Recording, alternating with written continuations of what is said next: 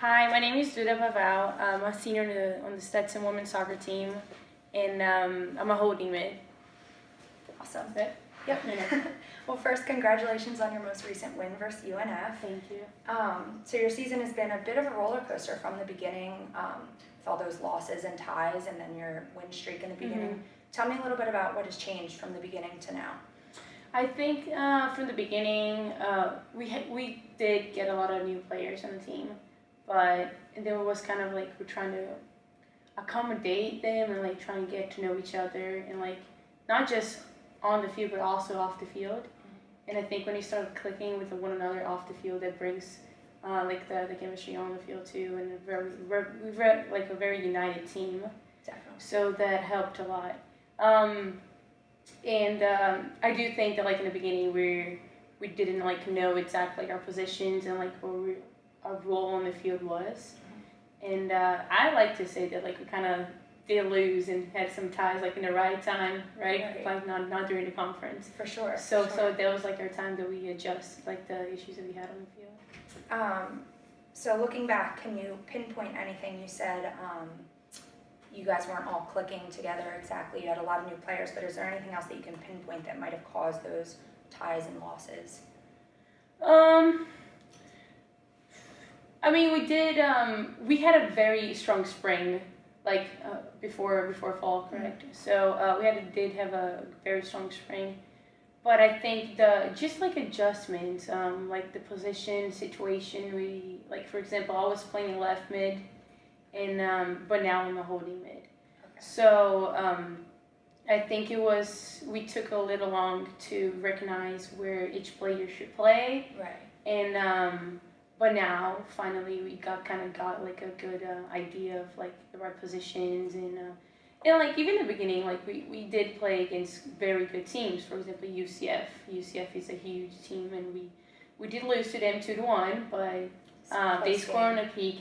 Yeah, it was a good game. They scored on a PK. We had another goal that it was called offside. That was in the beginning. Right. So, and another thing I think that can be pinpointed was consistency. We do struggle with consistency. Like, we're not a very consistent team. So, it'll be that, I think. Definitely. Mm-hmm. My team can relate to that also. Yeah. So after you guys went on that 7-game win streak, how was that like? Yeah. Well, that was amazing for us. In the beginning of the season, we set some goals, and one of our goals is to not like lose 2 games in a row. That's awesome. And so we had that, and that happened. We also had that last season as well, and it worked pretty well. And for this season, we also had a list of the teams, all the teams that we play against, so we could just cross them off like after you beat them. Right. So it was pretty cool too, like awesome. To just cross them off and see that, and that definitely brought like our confidence up for sure. Definitely. Like no one could beat us for. And your camaraderie, games. I'm sure. Yeah. Was awesome. Okay, so after that 7-game win streak, you guys lost to FGCU and Jacksonville, mm-hmm. and then came back and beat UNF in the first tournament game. Were the losses to FGCU and Jacksonville, was that big motivation for you guys to come out? And I mean, you guys were so offensively like huge in that game. Yeah. We were mad. You know, that's exactly what happened, because we knew that we could definitely beat Florida Gulf Coast and Jacksonville, especially. At Florida Gulf Coast, I personally didn't think that we had a good game. It was a 2-1 game, but like I don't think we played our best at all. Like even me personally, like we knew that. And right there, Florida Gulf Coast, we were playing for the championship, because if we would have beat them, we would host the tournament here. Right. So that definitely brought us down for sure. Like you could feel the vibe like in the locker room afterwards and on the way back. But at the same time, we knew that we were gonna be back there, and like we beat the UNF 5-2, which in my opinion was very important, because we lost to Florida Gulf Coast, and then we lost to Jacksonville, which was a game that we had like more than 20 chances, honestly.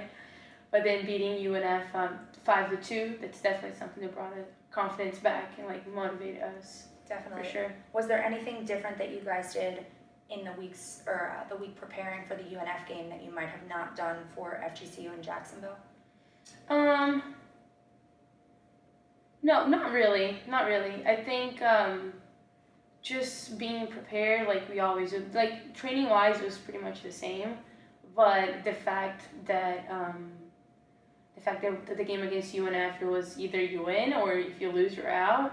That kind of like kind of made us, you know, Yeah.